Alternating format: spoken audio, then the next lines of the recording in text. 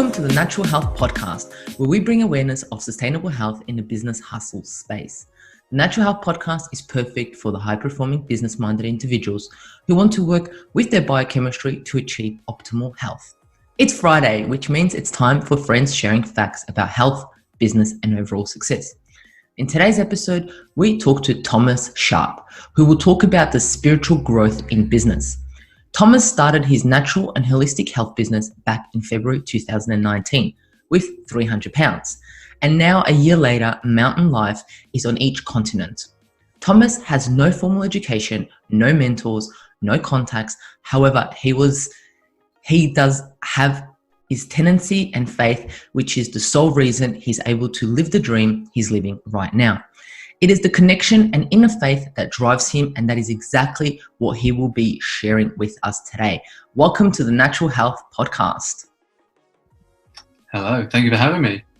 You're most welcome. You're most welcome. Wow, that sounds like a lot happening in the last year. Yes, it has been one hell of a journey. I can tell you that now. That sounds really cliche, but it has been quite a year. I'm not going to lie.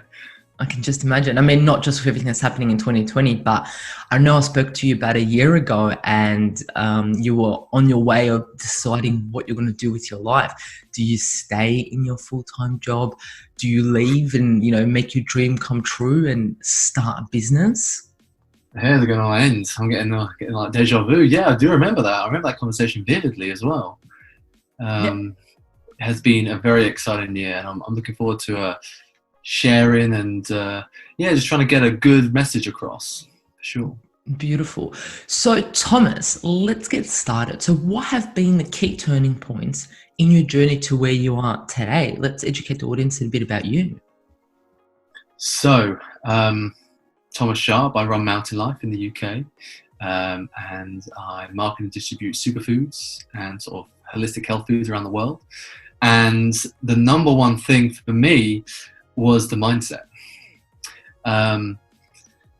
It's a bit of a difficult one because I'm sure most of your viewers will be quite interested, but I was in public service for about 10 years in the police force in the UK, and I came out and decided to be a surveyor, like a quantity surveyor to do with buildings.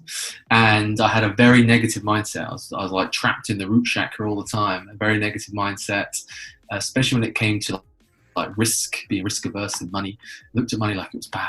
Like rich people are evil, they're bad people, And would you like me to just explain the story, how it came about? Yeah, let's go for it. So it must have been the front end of last year, January. And I'll be honest, I was pretty depressed and my health was ruined. Like, this is really the best shape I've been in quite a while, but I had like the winter roll was still clinging to the middle, and I wasn't doing too well at the gym. And one evening I had the weirdest interaction in a dream, and I envisaged the Shilajit, and I had the word in my mind's eye and my vision. Woke up in the night, I was like, that's a bit weird, so I just wrote it down half asleep. And then within the course of 3 weeks, in such a strange format, I heard it on a podcast. I read it in a book. I was reading about Siberian shamanism at the time. My mother, I don't have Facebook, but my mother was like, look at this advert. This might help my arthritis. And I was like, I swear I dreamt of this like a couple of weeks ago. So I scratched my head. I was like, oh man, this seems way too hippie woo-woo for me. This doesn't add up. I like rationality. I'm a Capricorn. I like numbers. I like things being right. And it's such a strange occurrence. I decided, you know what? I'll buy it. So I did a little bit of research, and I found this mysterious black tar from the mountains, and it had pretty good properties on the brain, a lot of phytonutrients, mineral dense. And when I went into the studies, I was like, wow, this is actually next level stuff. I wasn't really much on the modern medication of just smashing pills and taking the injections. So I was like, you know what? I'll try and source some of this. And I'm not really a fan of just getting it from the shop, buying it straight off the bat. So long story short, I found it. And ever since I've started Mountain Life, the number one thing that I needed to do was to change my mindset on how I viewed things.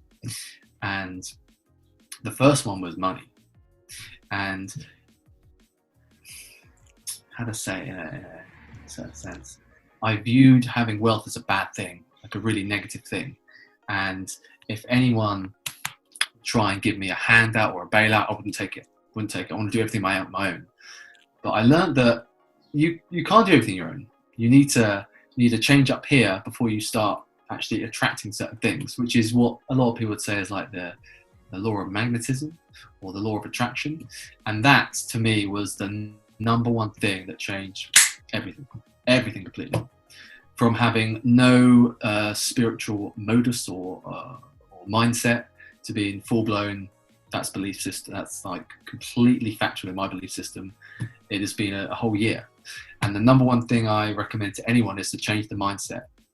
So a classic example is, I started off with £300 and I was like, right, I'll buy a little pot of this black stuff and I'll have like a lemonade stand outside my house and just literally see if anyone's interested. And my neighbours were like, what are you doing, mate? You're never going to keep what we're doing. You're literally mad. Like, we're going to have to call the ambulance and get you like section. You're crazy. And I bought these jars, okay? Little black jars.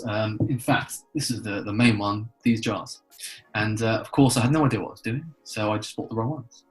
And I remember having that money, and of course, I was really bad with money, really bad with numbers. And I got this order and I was like, oh, these are the wrong sizes. Meltdown imminent. And I remember sitting back going, no, this is good. This is good. If I can change my mindset and see bad things in a good way and see growth and learning from them, then I will never see these bad things as a bad thing or an entity of it. So I got the jars and thought, right, these are the wrong sizes. And I've literally spent half my money already. So I can make this work for something else. Hence, I made a different size at the time.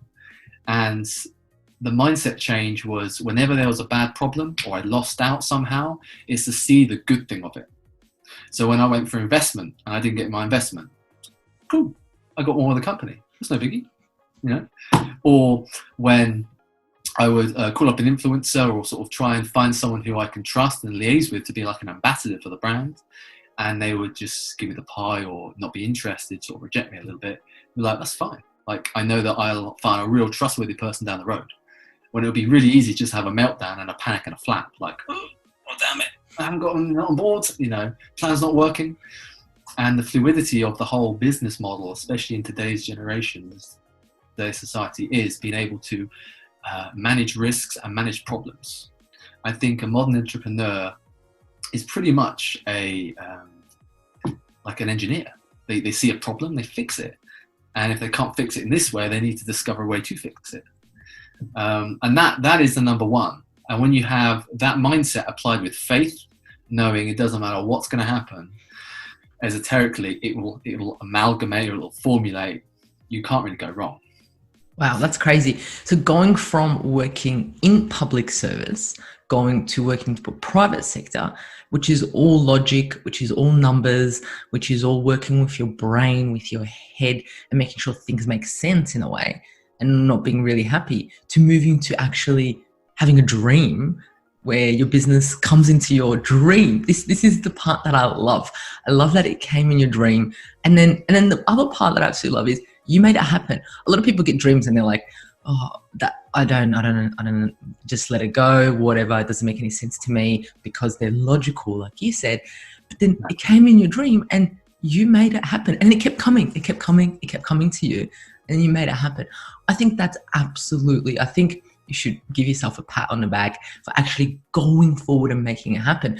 So, you know, there's a few key turning points in your journey there to make you where you are today, which is absolutely amazing.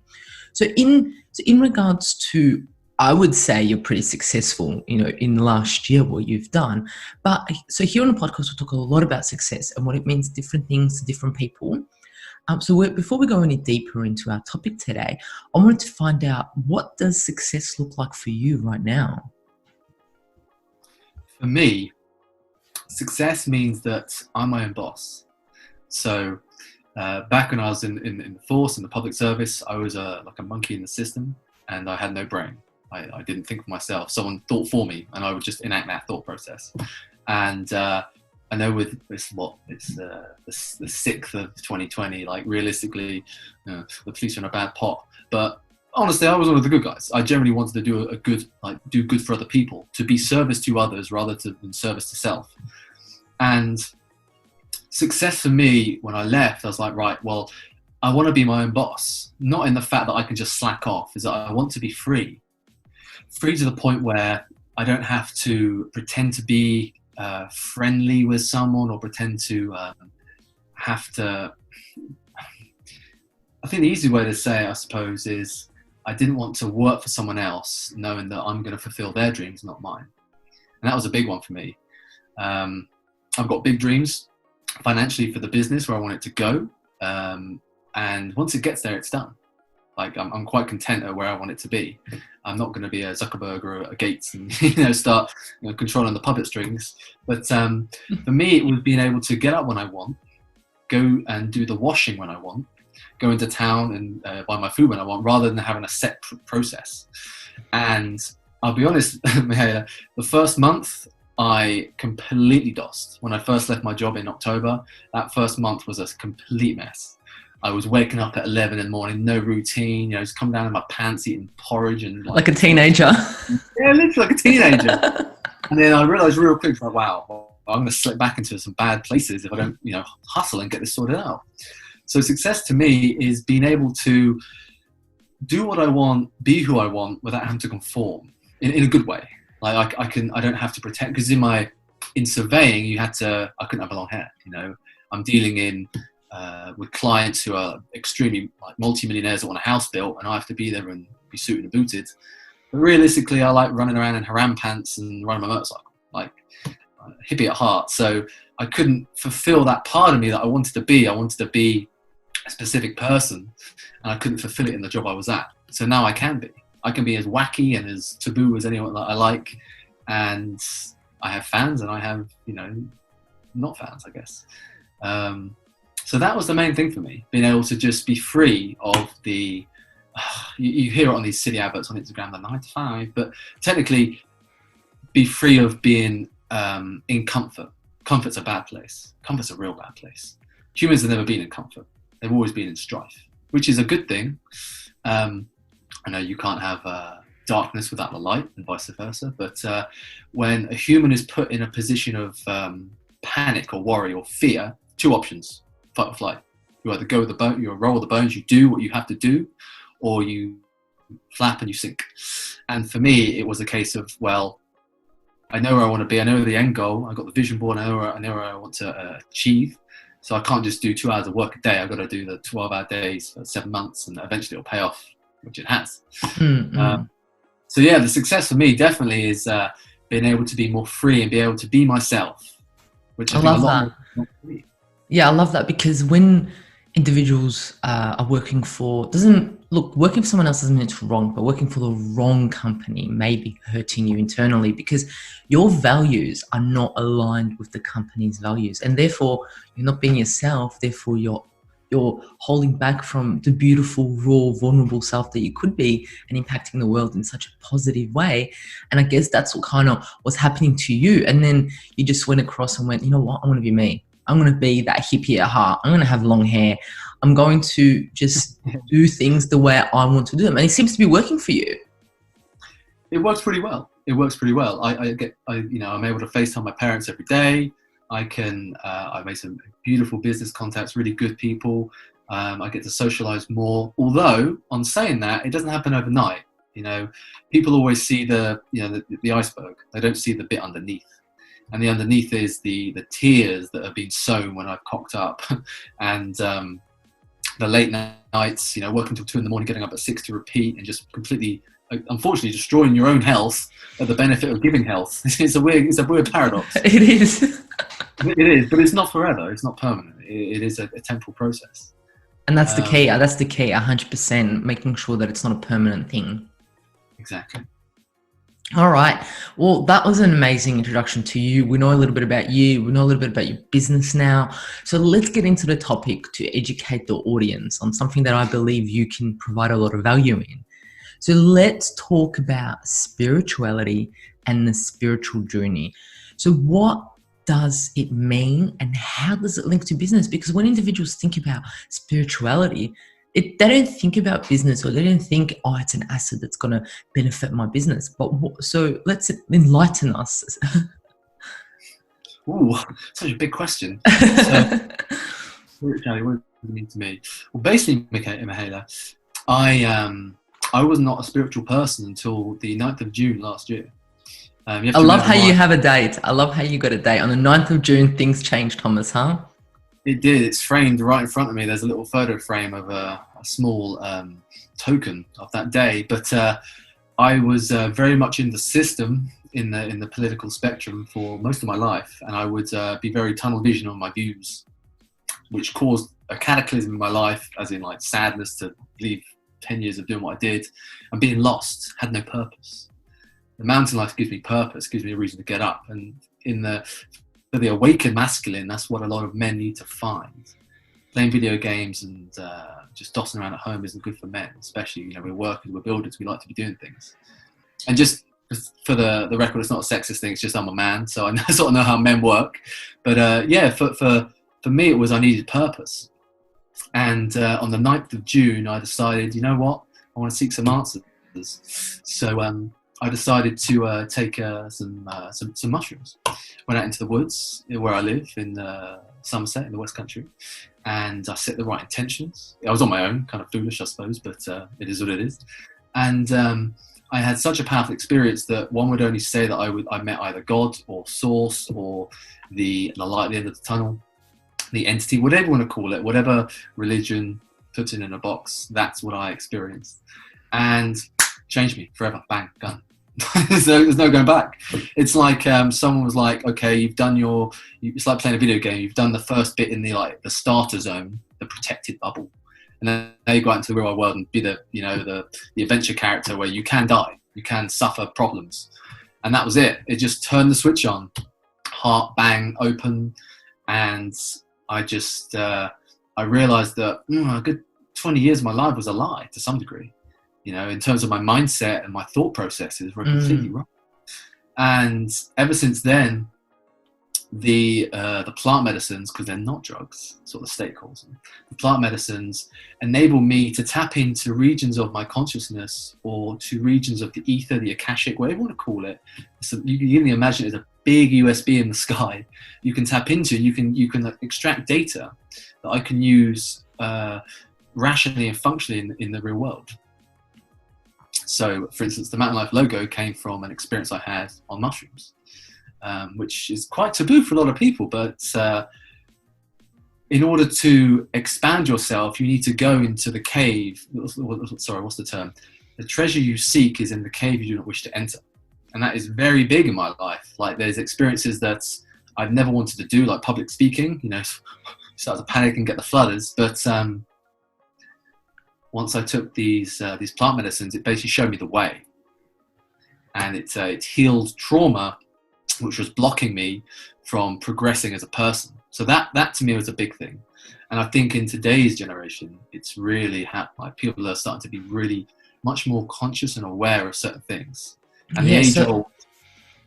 Sorry, Karen. So in regards to what assisted you was healing that blockage, that emotional blockage that you released, so you're able to move forward. Is that correct?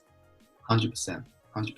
Yeah. There must have been some form of negativity towards risk, or towards money, towards dealing with people in like a business sense, that just as soon as it was cleared, I felt clarity. I felt like connected. Like, you know what? I can do this. Like, if people all around the world can do business, I can do it. Why am I no different? It's not the hardest thing. It is taxing at times, but I think anyone can do it. And without tooting my own horn, I left school with 0 qualifications. I read my first book at 22, so that says a lot. Although my mum did force me to read Harry Potter when I was like 15, but that doesn't count. That's definitely a force, huh? Yeah, it was definitely a force. I'm more of a Lord of the Rings fan. But no, literally, I had no qualification to my name. And I'm a massive believer now that you do not need state-given qualifications to be successful, to be intelligent at all. I guarantee that there are some janitors, some cleaners on the planet who are more smarter than the professors. There must be, because education and knowledge doesn't just stick to a 9 to 5 schooling system. So yeah, for me, it was definitely about cleaning and healing the self, because as within, so without. Whatever you feel or envision on the inside is reflected externally, regardless if you believe that or not. But I do. I think if I look at something in a negative sense, probably a negative outcome will come from it. If I see it in a positive, light-based sense, probably something good will come of it, because your mindset's already changed. The subconscious, the subliminal is already there, ready, set, and waiting. Amazing. So I know the first question was huge that I asked you, but to draw it back, what does spirituality mean to you? To me, it means living out of the heart more. We live in a very rational world where it's kind of cutthroat, to be fair. And our generation are going to completely change the game. Like we can do business with ethics. We don't have to be, putting knives in backs and doing the dirty on Coke and Pepsi, fighting one another. It's going to be a completely different generation. And for me, it means that realistically, there's going to be other people selling the same things I will sell and market. There's no ifs or buts about that. Am I bothered? Not at all. Not at all. Because at the end of the day, if you live out the root chakra, if you live out that mindset of scarcity, it's like, well, I need to sell my stuff's better. But realistically, if that person, regardless, obviously if it's a good source, but regardless of who they buy it from, they're healing themselves. They're using that product, that item, to fix some form of trait or illness or ailment. So I think the term is really to live through the heart and just make sure that the person or the customer or whoever is buying or being the transaction through your business, as long as they're getting sorted, it doesn't matter who sells it to them. And I think that concept's really coming in now, as we see with like sustainability. People are thinking about the whole picture rather than just the quick buck. And especially in the UK, it's the supplement industry is the wild, wild west. I know a couple of lads, unfortunately, that literally do it in their bedroom, and they have some of the most legit stuff going, and they struggle to get by. And then I know another person who has a factory, and it's like there's literally rats running around, and he's like country known. So yeah, it's very wild, wild west. So 9 times out of 10, you have to be really accountable for where you stand. Yeah, 100%. So in regards to, you're saying working from the heart, not just working from the heart, but acting from the heart, being from the heart, hearing from the heart. And that's what spirituality means to you. So how can someone who's listening to this podcast right now act, listen, hear more from the heart? Difficult one, to be fair, because it doesn't happen overnight. It's definitely a slow process. So it's quite a blasé thing to say, live from the heart. But we live in a world where it's real quick, real fast. It's bish, bash, bosh. Everyone takes their little bit, service to self. Living through the heart is service to others, doing your bit for other people. So there is times when it will be 12 at night and there'll be an email. And this is just a little example for argument's sake. And it's a customer asking a question, a real in-depth question about the Shilajit. Like, is it going to help my grandma who's got Alzheimer's? Now, service to self would be, oh man, it's 1 a.m, I'm going to bed. I'm not interested. Service to others is, you know what? It's going to take me 10 minutes. 10 minutes. What's it going to take? Quick email. She's going to wake up in the morning and go, wow, I got an email that quick. This made my day. I can actually help grandma to whatever means. And it is just trying to do your bit for other people. Obviously, looking after yourself, number one, is the most important thing. But I just find that there is a lot of people that I've met personally in the business world that are very selfish, real selfish. I don't want to call anyone out. But I do genuinely believe that's going to change.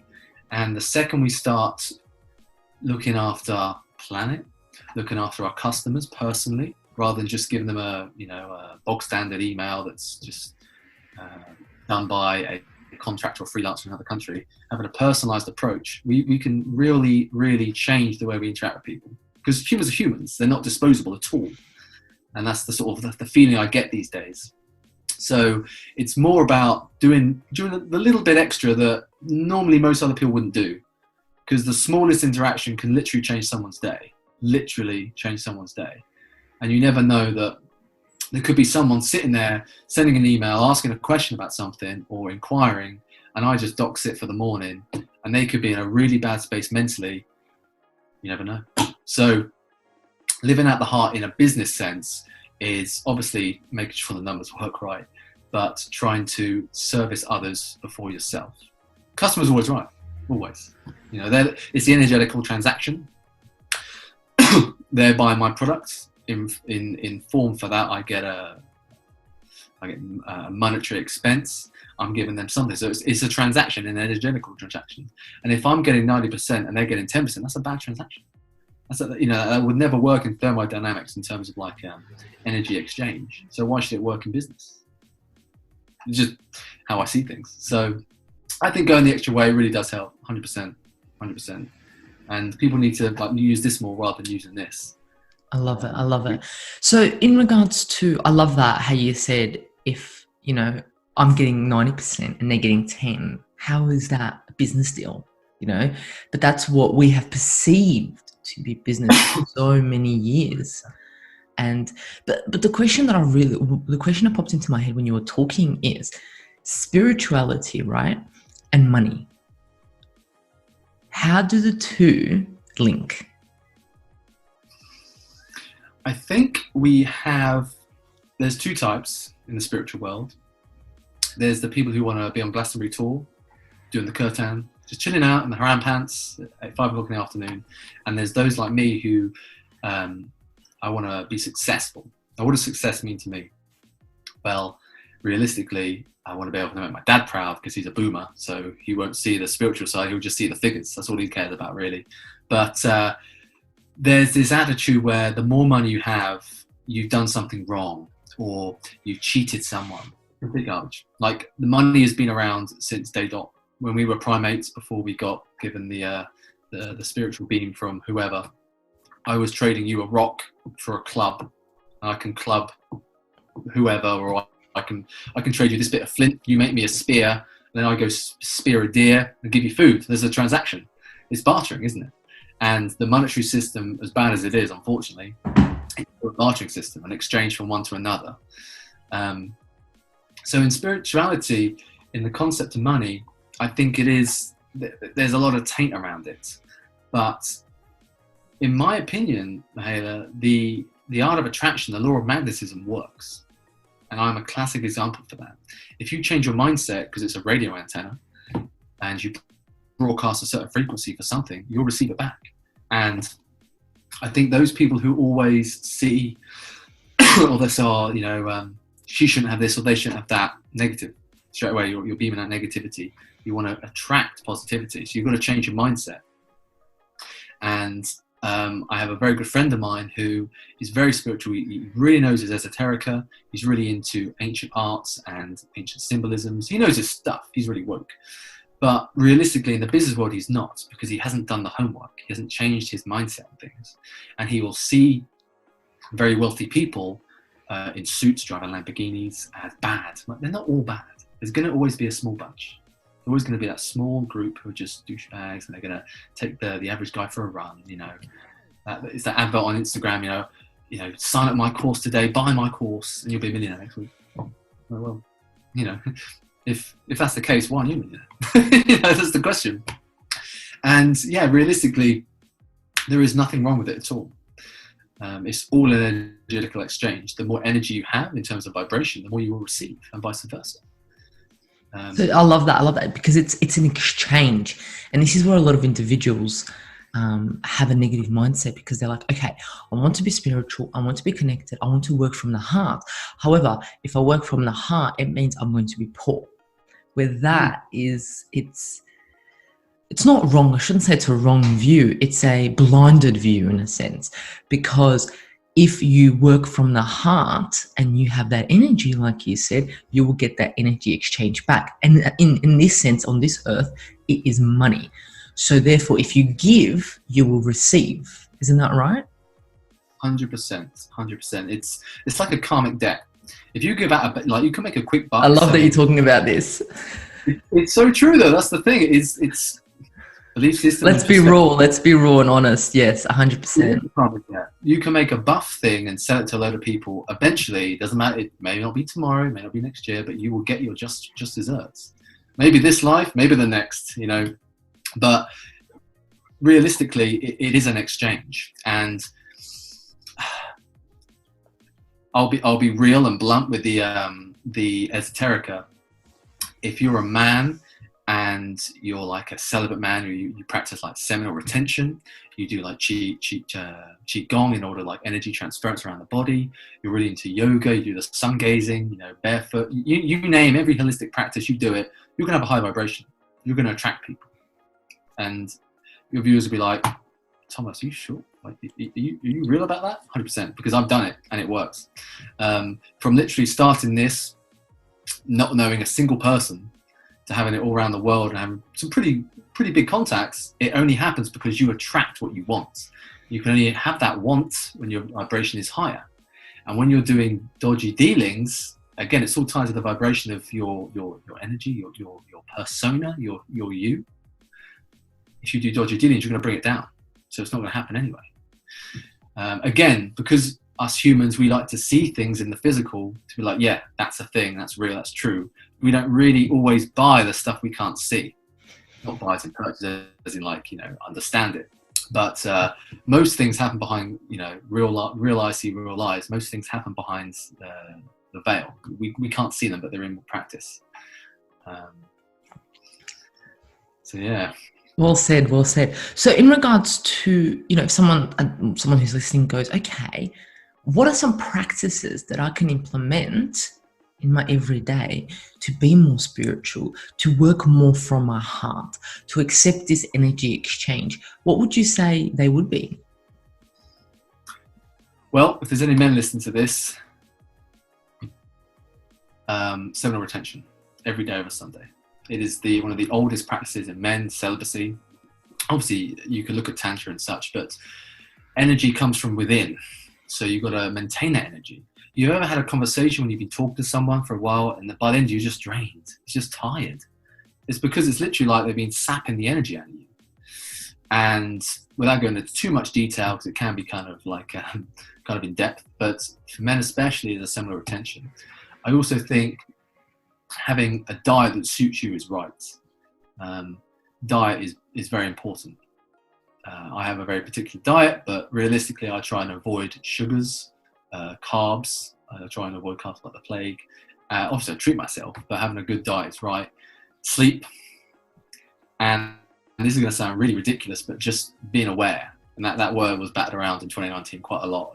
Be aware, but it's true. Just be present. It's very easy when you're in the little business space to be like planning this and doing this, but when you just sit out for a minute and be like, right, where am I at?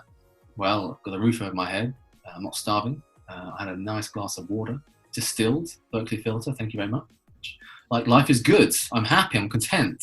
And when you are aware of that, you get the old gratitude coming in. It's like, yeah, this is pretty good. I'm in a good space. When you're in a good space, you're good up here. When you're good up here, everything else starts to work perfectly, fluid.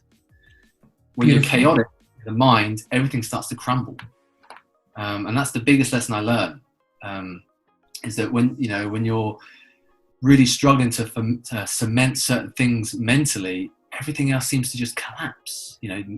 Little business meetings fall apart, or you're talking to someone, they just ghost and disappear. It's like, why is this happening? Because up here it's not connected and solid and stable. You've got to do the inside work before you do the outside work. So connecting every day, would that assist? Like, how would you connect every day? In terms of like a routine? Yeah. So for me, it would be doing some form of, I do Qigong, which is like a Chinese, an ancient Chinese martial art, similar to Tai Chi, where you basically just, it looks ridiculous. Don't get me wrong, I've done it in the mirror before, like, what am I doing? But you basically, if you think of the energy centers in your body producing specific energy, you basically transfer this around the body. So for lust, you get a lot of energy trapped in the roots.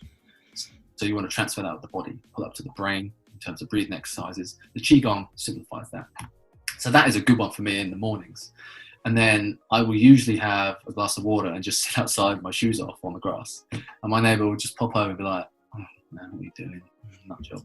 But it grounds me. Like the ionic charge from my body to the ground, the earthing really chills me out. I can sit on the chair for about 5 hours and really get stuff done. I can be in the zone. I've only started recently doing this over the last 2 weeks, and blackout blinds, amazing. Like, I haven't had dreams in years. The second I close those blinds, bang, dreams every night.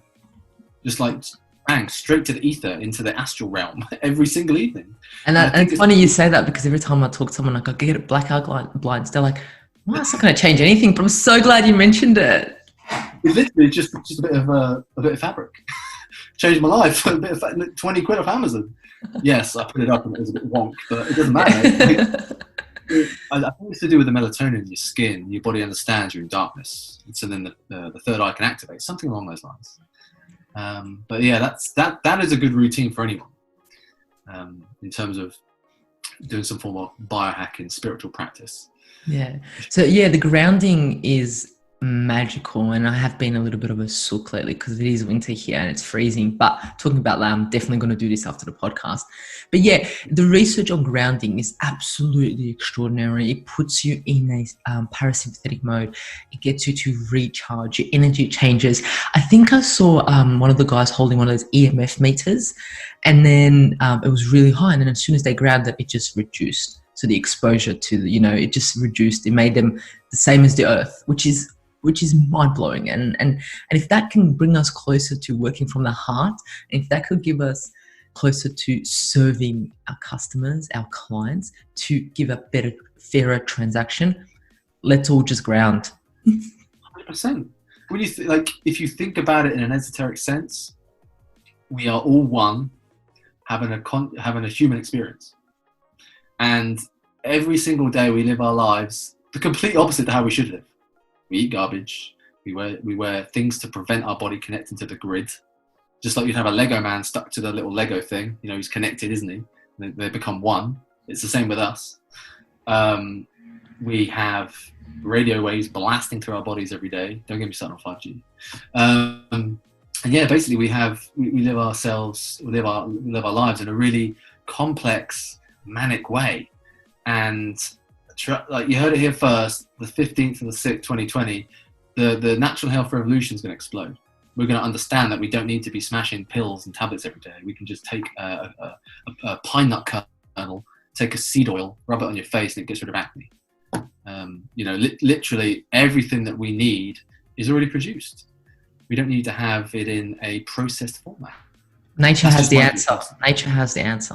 She does. She knows what's going on. She definitely knows what's going on. Yeah. Got us all fooled. Especially this year. Yeah, tell me about it.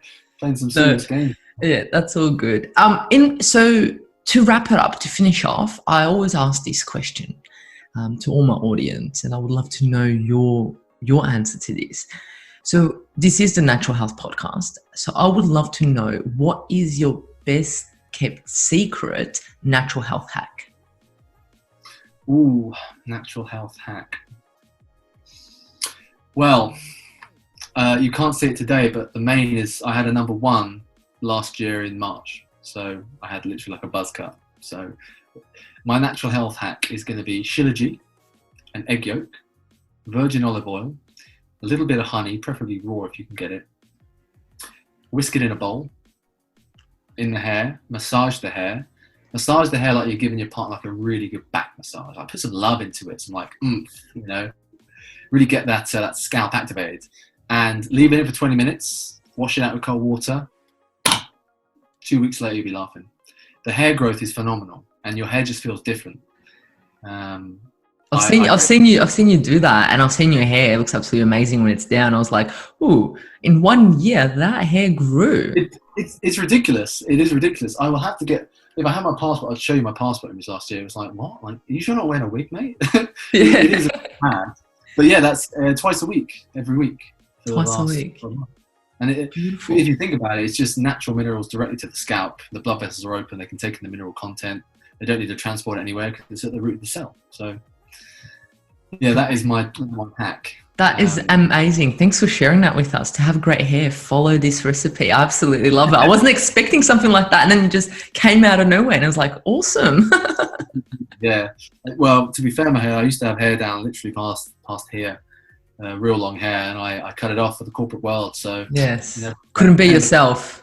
Yeah, yeah, I did. Yeah, literally. And this is your way of saying, I'm back. I am back. I'm not gonna stop growing it now. That's it. That's it. So we have come to the end of this absolutely magical podcast interview. Thomas, for the listeners who mention this podcast, what will they be able to receive? And tell us maybe a little bit more about your business. So at the moment, it's called Mountain Life Trilogy, but it'll be Mountain Life Health by Friday because we're actually on a bit of a relaunch. And we basically produce and source ethical and sustainable superfoods from around the world. So I don't really deal with wholesalers. I don't like the idea of the middleman because it just doesn't really resonate with me. So I find very small families, literally just families, where I can buy small quantities and produce superfoods. Things like bee bread, bee pollen, colostrum, shilajit, phytoplankton, basically the whole collection. So you can find me on Mountain Life Shilajit. You can always drop me a voice note. I'm a bit lazy. I don't do texting, so I'll always send you a voice note back. And yeah, Mountain Life Health will be the website where it's at. But if you may, I just wanted to say one little thing before you close this off. If anyone is listening to this and you're a bit like, oh man, I do want to pursue this, but stuff it. Don't listen to that. Do not listen to that voice in your head. Just do it. Act. You cannot sit back and think about something because you will one day be 40 years in the future and you'll be like, wish I did that. Just do it. It works. Have faith. Apply the faith in the right direction. It'll happen. I agree. And that's with anything and everything. And I mean, the products that you're talking about, the earth provides them to us. And all you're doing is you're giving it to the audience to access it. 100%. Just the guy that knows his little bit of the niche where you can get your data and your information from rather than going through all the other sources. You can get an accountable group of knowledge, a collection of knowledge. Beautiful. And you've got a new line of natural wild harvested powders coming out. Is that right? Yeah. So I've gone down the hole in regards to ancient Chinese medicine and all the medicinal mushrooms. I like my mushrooms, whether they trip me or not. But realistically, I like the edible ones that don't give me a massive experience. So we've got them coming out. I'm also quite into honey. I never knew how good honey is and how many different itemized things you can get from honey, like propolis and bee pollen, bread. I've also got some seed oils. Got one here, like a sea buckthorn. So yeah, I've got quite a lot of things, but everything's natural. I don't want to have any binders or excipients in. It's all literally natural stuff, protected in the UV glass so it doesn't degrade. So then you know that once you get it, it's going to be good, right? Amazing. So for the audience who mentioned this podcast to you, is there a special deal they'll be able to get with you? Yeah, by all means. I have a discount code which you can add it to your. I'll add it to notes. Yeah, the synopsis. Yeah, I believe it's like 20% off. Wow, that's amazing. Yeah, pleasure. Like, end of the day, I'm not here to become the next Warren Buffett. I'm not interested at all. I just want to literally give out something that people don't really have access to, and just get my bit. Simple as that. But yeah, realistically, there's always a discount. Just obviously, if you buy off Amazon, I can't do that. It has to go through the website. But yeah, and then this Friday I will be releasing all my other stuff. It's all downstairs, packaged, ready to go. So amazing. So it's the perfect time for this podcast. Amazing, beautiful. What I'll do is in the comments, but in the notes below, I'll put all your details about it. I'll put the code in there. Anything else that you want to share with the audience. So where would they be able to find you? You said you had a website, Instagram, Facebook, anything? So it'll be mountainlifehealth.com, which should be the website. The Instagram is Mountain Life Shilajit, so SHILAJIT. You can always send me a voice note or a message. I'm always happy to reply to that. Doesn't matter who you are, where you're from. I've got a Facebook, but I'll be honest, I can't get it. It just goes straight over my head. So most of the time, you can just send me an email or send me a message on Instagram. Beautiful. And yeah, I won't be able to answer any questions at all. Beautiful. If Thank you. I'll put you to the right direction until you do know. Thank you so much for sharing the value today that you've had. Absolutely love it. Thank you so much, Thomas. Pleasure. Thank you for your time. Appreciate it. Thank you for joining us at the Natural Health Podcast. And remember, the missing link between failure and success is your health.